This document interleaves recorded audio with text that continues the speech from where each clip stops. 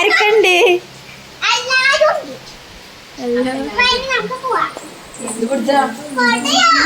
അമ്മായി ഹായ് പറ.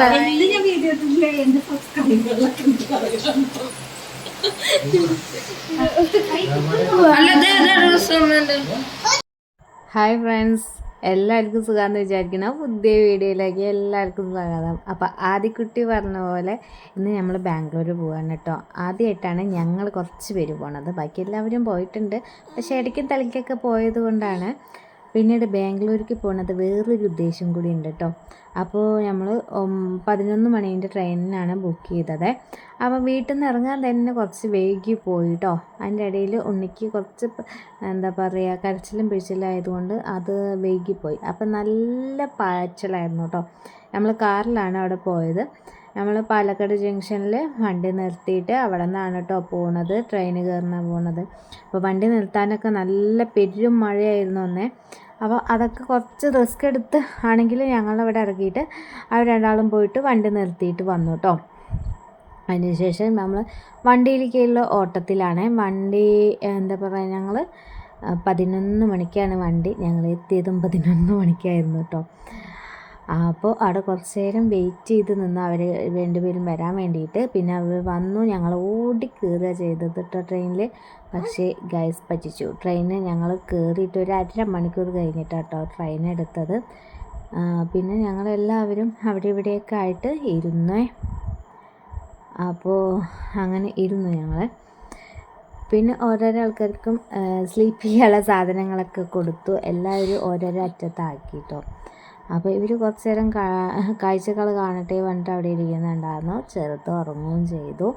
പിന്നീട് ഞങ്ങൾക്ക് വേറെ വേറെ സീറ്റാണ്, കമ്പാർട്ട്മെൻറ്റിലാണ് കേട്ടോ സീറ്റ് കിട്ടിയത്. അപ്പോൾ ഞാൻ അവിടേക്കൊന്ന് പോയതാണ്. അപ്പോൾ അവിടെ ഭയങ്കര തീറ്റക്കാരിയായിരുന്നു. അപ്പോൾ അതൊന്ന് കുറച്ച് പെറുക്കിയിട്ട് ഞാനും പോയി.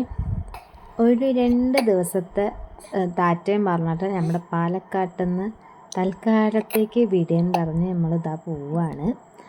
അപ്പോൾ ഇതാ രാവിലെ ആയി, എല്ലാവരും എണീറ്റു കേട്ടോ. അപ്പോൾ കുട്ടി എണീക്കുന്നതിനായിട്ട് വെയിറ്റ് ചെയ്തുകൊണ്ടിരിക്കുകയാണ്. കുട്ടി എണീറ്റിട്ട് വേണം അവളെ എടുക്കാമെന്ന് വെച്ചിട്ട്. പക്ഷേ അവളെ എണീക്കണ വഴിയില്ല.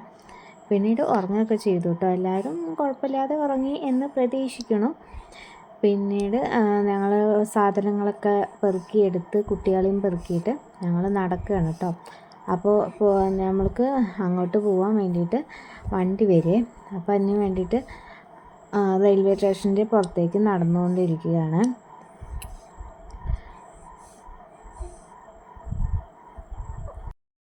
എവിടെയെങ്കിലും ക്യാമറ പൊക്കി പിടിച്ചില്ല. അപ്പം ഞങ്ങൾ എല്ലാവരും കൂടി ഒപ്പം നിൽക്കട്ടെ, എന്താ വെച്ചാൽ സെൽഫി ചെയ്യണമെന്ന് വിചാരിച്ചിട്ടേ.